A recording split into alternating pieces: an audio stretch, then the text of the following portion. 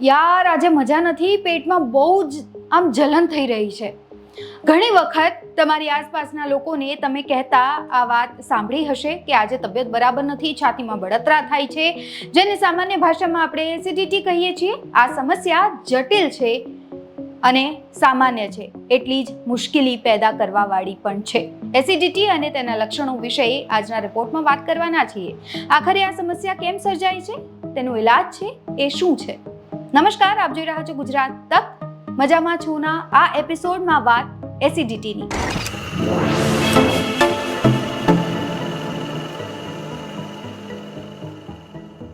છાતી અને પેટમાં બળતરા પેદા કરતી એસિડિટીની સમસ્યા શું છે? આખરે કેમ સર્જાય છે આ સમસ્યા? શું છે તેને નિવારવા માટે કોઈ ઉપાય?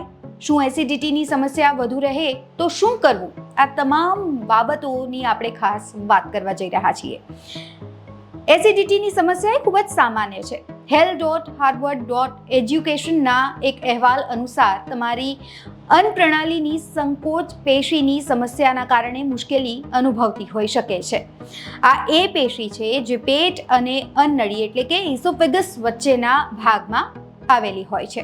જ્યારે આ પેશી સંપૂર્ણપણે બંધ નથી થતી ત્યારે જઠરમાં રહેલું એસિડ અને અન્નના કાણો અન્નનળીમાં ફરી પાછા આવી જાય છે. આ સમસ્યાને ગેસ્ટ્રોએસોફેગલ રિફ્લેક્સ કહી શકાય છે. જ્યારે એસિડ બહાર આવવાની સમસ્યાને એસિડ રિફ્લેક્સ કહેવામાં આવે છે.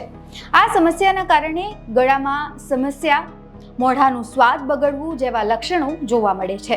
જ્યારે આ સમસ્યા વિકટ બની જાય છે અને વારંવાર તે સર્જાય છે તેને ગેસ્ટ્રોફેગલ રિફ્લેક્સ ડિસઓર્ડર કહેવામાં આવે છે. આ ડિસઓર્ડરનું સૌથી સામાન્ય લક્ષણ પેટના ઉપરના ભાગમાં અને છાતીના ભાગે દુખાવો થવો છે. પેટ સાફ થવાની પ્રક્રિયામાં મુશ્કેલ થવી, અન્નનળી અને જઠરમાં વધુ પડતા એસિડ, પેટ સાફ થવામાં બહુ જ સમસ્યા થવી, આ તમામ જે છે એના લક્ષણો છે. ત્યારે આ સમસ્યાનો ઉકેલ અને ડૉક્ટર પાસે ક્યારે જવું તેની પણ આપણે વાત કરીશું. જ્યારે પેટ ઘણું ભરાયેલું હોય ત્યારે આ સમસ્યા સર્જાઈ શકે છે. તેથી સમસ્યાથી બચવા માટે થોડા અંતરે અને ધીમે ધીમે ખાવાની સલાહ ડૉક્ટર્સ આપતા હોય છે.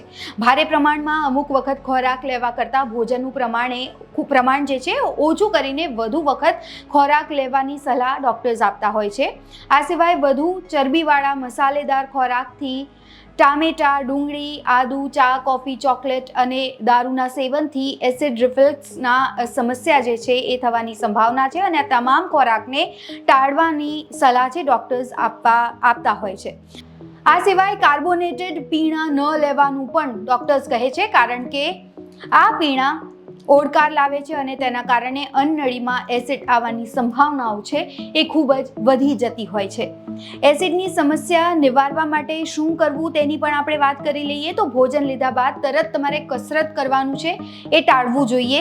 વધુ વજનથી મુક્તિ મેળવવું હિતાવહ છે.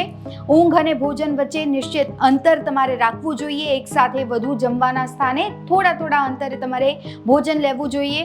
ધૂમ્રપાન અને કાર્બોનેટેડ પીણાથી તમારે દૂર રહેવું જોઈએ. વધુ મસાલેદાર અને ચટાકેદાર ચરબીયુક્ત ખોરાકથી પણ તમારે દૂર રહેવું જોઈએ. તે ખોરાક આરોગતા પહેલાં તમારે બચવું જોઈએ.